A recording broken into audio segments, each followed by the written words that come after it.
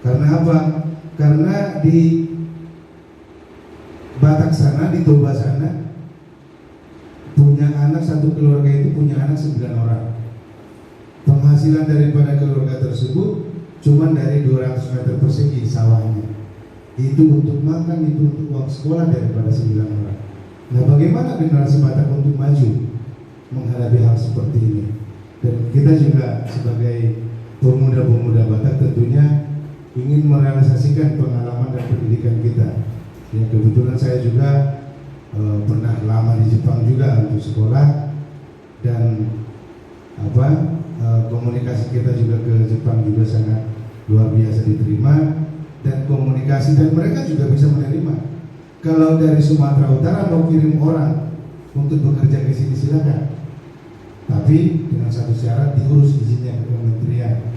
Sampai di kementerian kita urus, Kementerian Tenaga Kerja, Perindustrian, kita sudah mengurus agar bisa anak-anak Batak ini nanti bisa bekerja tanpa mengganggu pendapatan yang 200 meter tadi, 200 meter persegi tadi di rumah di keluarga masing-masing. Jadi ada beberapa program, ada juga program yang akan dilakukan sekretaris nantinya, pembenahan pembegalan kepada pemuda-pemudi gereja-gereja HKBP, GKPI, semua gereja-gereja yang ada di Jakarta, penyuluhan narkoba, karena saat ini narkoba sangat berbahaya sekali. Nah, tentu kami juga bekerja di sini dengan penuh semangat, walaupun dengan ada materi yang kami keluarkan bukan karena kami mengambil keuntungan 1% pun dalam pelaksanaan bansos ini pun kami tidak menerima apapun. Ya, Bapak Ibu juga memberikan KTP, mungkin tidak ada anggaran atau potongan, ya, tidak ada memberikan biaya, kan? Kami juga demikian, ya. Menyampaikan ini juga kepada Bapak Ibu juga tidak ada beban, tidak ada biaya, tidak ada materi. Ini murni rasa sosial kita untuk membantu Bapak Ibu sekalian. Jadi apa yang diberikan daripada Kementerian Sosial juga saat ini kita bisa lihat di sini, itu murni, tidak ada yang kita ambil satu biji pun, satu biji beras pun kita tidak ambil, karena itu adalah amanah. Nah, sempat tadi sekretaris juga sudah menyampaikan bahwa ini adalah perdana kerjasama antara Kementerian Sosial dengan Polres Bangso Batak. Artinya ini juga jangan karena sembako yang tidak seberapa ini sehingga nama kami Polres Bangso Batak, organisasi kita tercap yang tidak bagus. Tentu kami menjaga itu, dan kami juga menginginkan penerimanya juga harus kepada orang yang bersangkutan yang sudah terdaftar, ya, orang yang bersangkutan, orang yang sudah terdaftar.